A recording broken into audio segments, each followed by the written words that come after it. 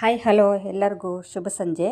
ಈಗ ನೋಡ್ತಿದ್ದೀರಲ್ಲ ಕೆರೆ, ಒಂದ್ಸಲ ಕೆರೆ ನೋಡ್ಕೊ ಬಂದುಬಿಡಿ. ಯಾವ ಊರ್ದು ಏನು ಅನ್ನೋದನ್ನು ಮತ್ತೆ ವಿವರಣೆ ಕೊಡ್ತೀನಿ ನಾನು. ಅಕಸ್ಮಾತ್ ಯಾರಿಗಾದ್ರೂ ಒಂದು ಏನಾದರೂ ಅಂದಾಜಿದ್ರೆ ಕಾಮೆಂಟ್ ಬಾಕ್ಸಲ್ಲಿ ಮೆನ್ಷನ್ ಮಾಡಿ. ನೋಡಿ ನಮ್ಮ ಕೆರೆ ಹೆಂಗಿದೆ ಅಂತೇಳಿ ನೋಡಿದ್ರಾ. ಎಲ್ಲ ಮಣ್ಣು ಕೂಡ ಸಾಗಾಣಿಕೆ ಮಾಡಿಬಿಟ್ಟಿದ್ದಾರೆ. ಮಣ್ಣು ಸಾಗಾಣಿಕೆ ಮಾಡಿದ್ದು ಇದು ಗ್ರಾಮ ಪಂಚಾಯತ್ ಹಾಕಿರುವಂಥ ಬೋರ್ಡು ನೋಡಿ. ಒಂದ್ಸಲ ಬಟ್ ಅದರಲ್ಲಿ ವಿಸ್ತೀರ್ಣ ಹಾಕಿಲ್ಲ, ಯಾಕೆಂದರೆ ಪಾಪ ಅವ್ರಿಗೆ ಟೈಮ್ ಇಲ್ಲ ಅದನ್ನು ಅಳತೆ ಮಾಡೋದಕ್ಕೆ ಎಷ್ಟು ವಿಸ್ತೀರ್ಣ ಇದೆ ಅಂತೇಳಿ ನೋಡೋದು ಕೂಡ. ಅಲ್ಲಿ ಕಾಣ್ತಿದ್ದಿಲ್ಲ ಮುಳುಬಾಗಿಲು ಬೆಟ್ಟ.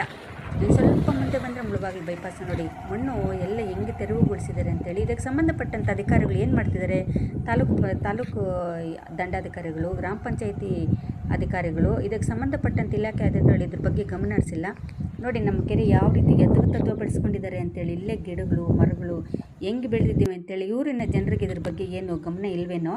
ಇನ್ನು ಸ್ವಲ್ಪ ಹಂಗೆ ಮುಂದೆ ಬಂದರೆ ಕ್ರೀಡಾಂಗಣ, ಪಾಪ ಗಂಡು ಮಕ್ಳು ಆಡ್ಕೋಬೇಕಲ್ವ, ಅದಕ್ಕೆ ಕೆರೆನೇ ಕ್ರೀಡಾಂಗಣ, ಕೆರೆನೇ ಮಣ್ಣು ಸಾಗಾಣಿಕೆ, ಎಲ್ಲ ಕೆರೆಯಲ್ಲಿ. ಇನ್ನು ಸ್ವಲ್ಪ ಮುಂದೆ ಹೋಗಿದ್ದೀವಿ ಅಂದರೆ ಅಲ್ಲೇ ಸ್ಮಶಾನ.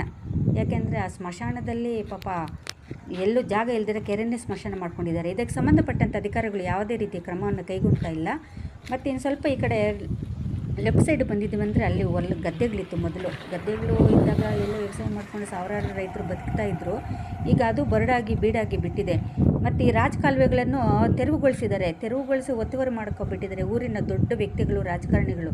ಕೆರೆನೂ ಒತ್ತುವರಿ ಮಾಡಿಕೊಂಡು ರಾಜಕಾಲುವೆಗಳನ್ನು ಒತ್ತುವರಿ ಮಾಡ್ಕೊಂಡಿದ್ದಾರೆ.